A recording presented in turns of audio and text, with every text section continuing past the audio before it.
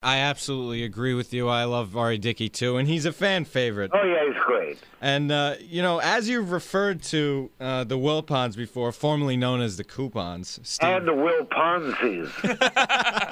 I don't remember that one, but that one's great, Oh, yeah, too. we use that a lot. Yeah. And the Mets theme song, Meet the Debts. Yes. Meet the debts. Come on down and meet the debts. Bring your lawyer. Bring your accountant. I did a whole thing on that when they were in trouble, and they may have made money on the Irving Picard and Bernie Madoff business. They filed claims much like a lot of victims did, and even though they lost an X amount of money, they got back a Y amount of money. So they may have made money on that. The New York Post some months ago had a whole article in the business section. Only one day. It didn't get a lot of play in the sports section, not a lot of play on the radio station. I did mention it a couple of times, but they may have made money on that scandal to begin with. And Steve, I know you don't know what coupons are because we've heard that you've even offered to pay for some callers' dinners. Is this true? Oh yeah, I've done that kind of thing. I've met a couple of friends through callers over the years, and I'm proud of that. No different than, see, that's the thing. You are on the radio, so people will go, well, you're like a celebrity, and that's fun. If you're young and you're somewhat of a radio or TV person, it's great meeting women, but that's another story. I'm married now, and my wife uses coupons, by the way, because she doesn't get a big allowance from me. What is it? But the bottom line is that, what was the question?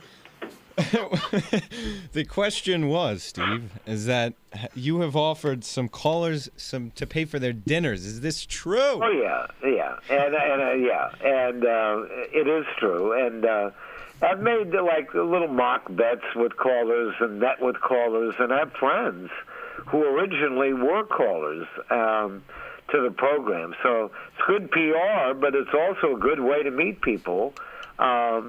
And what I was really going to say was that when you are on the radio and people know what you do for a living, remember, they know what you do for a living, but they don't always necessarily know who you are. And there is a difference. You're the same person you've always been, but people around you change. They look at you a little bit different. Oh, you're Steve Summers. I mean, it's all very flattering. Don't get me wrong. I have an ego, but you have to keep things in perspective. And it is funny how, now, from this New York Times article, I've been getting emails this morning from people I haven't heard from in years. And they're coming across like we're the best of friends. Well, that's funny because we may be acquaintances, but not the best of friends. And after an article comes out in the New York Times, all of a sudden I'm hearing from people, it's great, with everything. Well, it's another example of how you're the same person, but people around you look at you a little bit differently. And it's really funny because all of us, me too, we respond to what people do instead of who they are. And really what you got to do is both. Now, I've gotten an email, a couple of them today, from Jerry Seinfeld, who read the article and got all excited about it, and now wants to come on one of the shows next week, which is great. So I mentioned it to Mark Chernoff in one of the emails that I sent to him, and we were going back and forth this morning about the article, too, and he kind of wrote, here's Seinfeld jumping on my bandwagon. But the bottom line is it really is a lot of fun and surreal. But I meet callers, and I feel more an identity with callers and other sports fans than I do other radio people. We're all in radio because we love the medium, and we love doing it, and it's a lot of fun, and talk radio is great because you're hearing from people like you, too. Fans like you guys were sitting doing what you're doing. By the way, when I was a kid growing up in California, St. John's University was New York. They had great basketball teams. everything about academic, everything that, and you guys may be a little bit more cynical about everything being students there, but to me, if you're a part of St. John's, that's New York. Oh wow. Well, Steve, now I got to ask you this, too, and the field has definitely changed from when you started, and you mentioned, too, how much of a challenge it was at WFAN, and they laughed at the idea that you're going to have sports talk for 24 hours. How can you get that done? But, it was kind of the pioneer station for what is really the hot industry now in the news business and on all mediums. So what are the challenges now? Because we're both aspiring broadcasters. What are the challenges now, and, how can we become into these radio personalities, and become closer to what we want to be as we see in our idols? Yeah, well, you can talk to 10 different people, and you're going to get 10 different answers. Just don't give up. Get to where you want to go, even if it takes your entire life. And people will say you're not going to make it. People will fire you or reject you for a job. Don't take no for an answer. If you believe in your goal, if you believe in your destination, if you believe in your dream, then continue to believe in it, no matter what you hear along the way. Just never give up. And really, it's all these intangibles. It depends on how determined you are, how motivated you are, and you will get to where you want to go. And already, you two are ahead of the curve. There's no question about it. Thank you. Working radio now, working radio at St. John's, that'll open some doors. And don't ever stop knocking on doors, sending out the resumes. 9 out of 10 of them may get rejected. All you want is somebody to hand off that football to you, and then it's up to you to run with it. And for you to get somebody to hand off that ball to you so you can run with it and score and get to pay dirt and the end zone, the whole thing already with the football analogy. But you get my point. And what you need is somebody to hand off the ball to you. And it may take a while, and it's the unknown. And the unknown is scary. Maybe it'll never happen. Maybe the door will never open, but it will. You guys are already in the mix, and you're ahead of the curve. There are guys who want to get into broadcasting that wish they were doing what you're doing. So you're already a part of the family. You two and me, students, guys who are already working in the business, we're all in the same family. Doesn't matter whether you've been at one place 25 years or 25 minutes.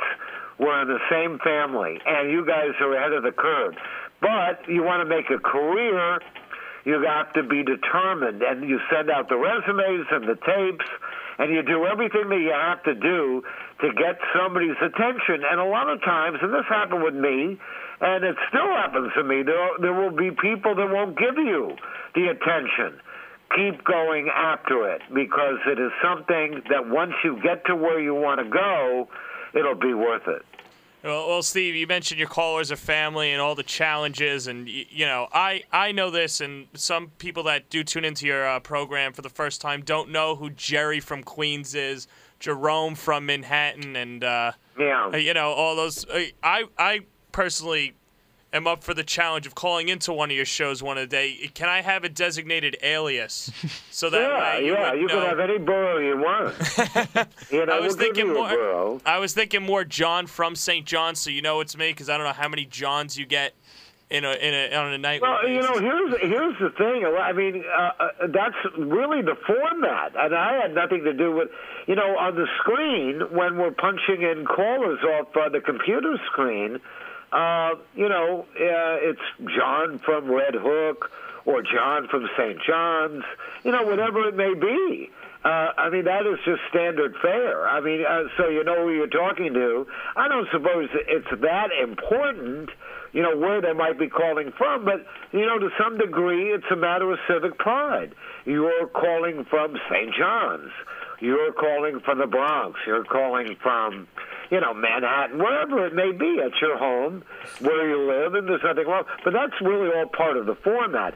And then callers themselves, after so much time, you know, you come up with a handle, you come up with a moniker, you come up with a nickname, whatever it may be, or the caller, you know, may come up himself with something. And so it's all relative. But that really is just part of the format. I mean, I certainly didn't come up with, you know, Jerome from Manhattan. Jerome from Manhattan became Jerome from Manhattan by being a wacko and crazy on the air. And Steve, it's really been a pleasure, and thank you so much for the time. And what is it already? Yeah, you're not kidding. And I love. Thank you very much for having me, and it makes my day. Take my word, I'm more than flattered that you guys from St. John's had me on, and I wish you both. You know that.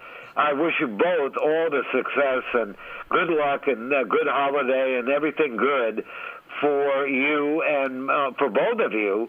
And you know, just stick with it. And it's a good reminder for myself, too, by the way, because you don't ever want to take anything for granted. I know you guys don't. I certainly don't. But I wish you all the luck and all the success in the world, and thanks a lot for having me on. Steve, thanks a lot. You're truly an inspiration. So you got it. Steve. Bye-bye, guys. Right, Take bye-bye. care, Steve. And that was Steve Summers of WFAN, the immortal Steve Summers himself. And we're going to take a quick commercial break here. 1:13 on WSJU Radio. If you want to call in, you still can. 718-990-6126. We'll be right back.